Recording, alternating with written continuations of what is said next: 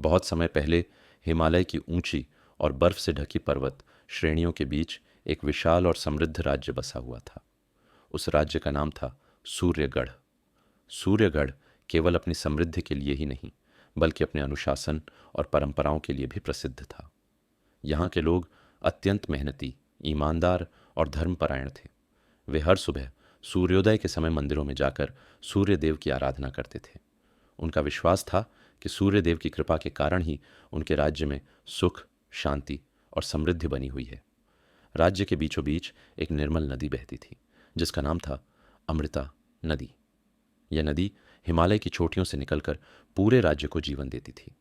उसके किनारे हरे भरे खेत, सुंदर बाग और छोटे छोटे गांव बसे हुए थे। लेकिन इस सुंदर और शांत राज्य के उत्तर दिशा में एक ऐसा स्थान भी था जिसका नाम सुनते ही लोगों के चेहरे पर डर दिखाई देने लगता था।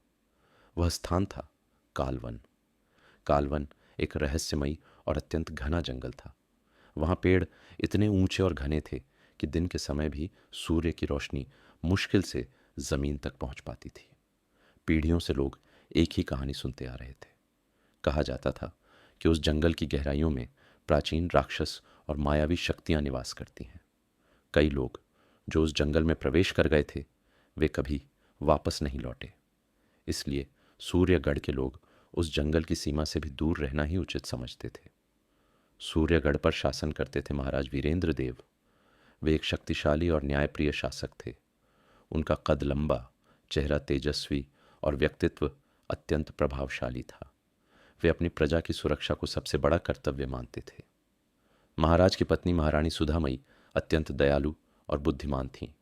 वे गरीबों की सहायता करती थीं और राज्य की स्त्रियों और बच्चों का विशेष ध्यान रखती थीं। लेकिन उनकी सबसे बड़ी खुशी था उनका पुत्र, राजकुमार आर्यव्रत।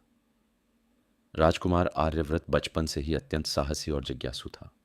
वह तलवारबाजी, धनुष विद्या और घुड़सवारी में निपुण था।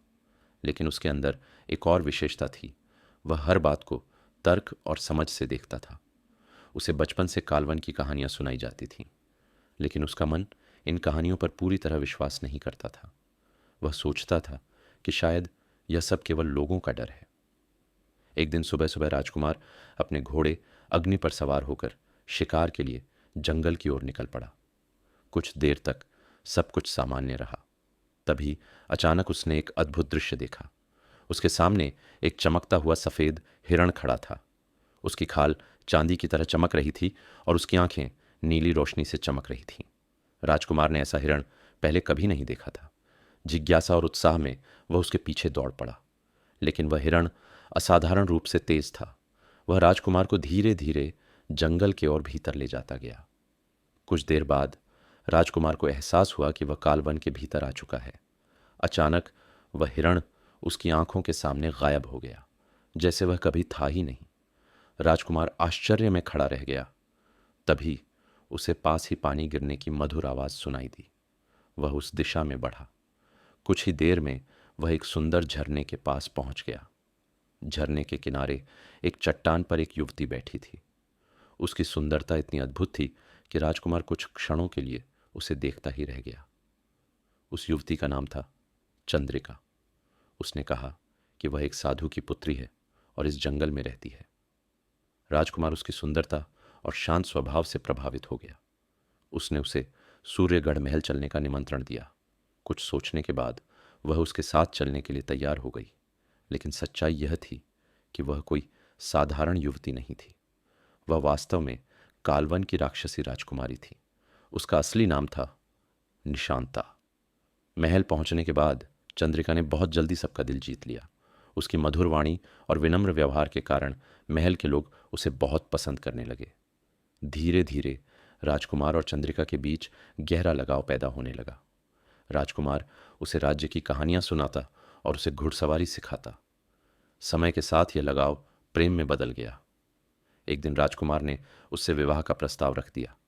चंद्रिका ने स्वीकार कर लिया, लेकिन उसने एक अजीब शर्त रखी। विवाह के बाद हर रात मुझे अकेले रहना होगा। कोई भी मेरे कक्ष में नहीं आएगा। राजकुमार ने प्रेम में यह शर्त स्वीकार कर ली। विवाह के बाद हर रात एक भयानक रहस्य सामने आता था। जैसे ही आधी रात होती, चंद्रिका का रूप बदलने लगता। उसका शरीर राक्षसी रूप में बदल जाता, उसकी आंखें लाल हो जाती और दांत लंबे हो जाते। फिर वह महल से चुपचाप निकलकर जंगल में शिकार करने चली जाती। सुबह होते ही वह फिर सुंदर चंद्रिका बन जाती। कुछ समय बाद गांवों में अजीब घटनाएं होने लगीं। मवेशी गायब होने लगे। लोगों ने एक रात जंगल के पास एक भयानक दृश्य देखा। उन्होंने देखा कि राजकुमारी ही राक्षसी रूप में शिकार कर रही थी। पूरा राज्य भय से कांप उठा। राजकुमार का निर्णय जब यह बात राजकुमार तक पहुंची तो उसने विश्वास करने से इनकार कर दिया, लेकिन सच्चाई जानने के लिए वह कालवन की ओर निकल पड़ा। जंगल के बीच उसे चंद्रिका मिल गई। वह अपने असली राक्षसी रूप में थी, घायल और रोती हुई। उसने राजकुमार को अपना सच बता दिया। वह एक श्राप से बंधी हुई थी, दिन में मनुष्य, रात में राक्षसी। राजकुमार ने उसकी आंखों में देखा। उसे वहां एक राक्षस नहीं, एक पीड़ित आत्मा दिखाई दी। उसी समय जंगल का असली दानव जाग गया, वही जिसने चंद्रिका को श्राप दिया था। राजकुमार और चंद्रिका ने मिलकर उससे युद्ध किया। भयंकर युद्ध के बाद दानव पराजित हो गया। उसके मरते ही चंद्रिका का श्राप भी टूट गया। चंद्रिका का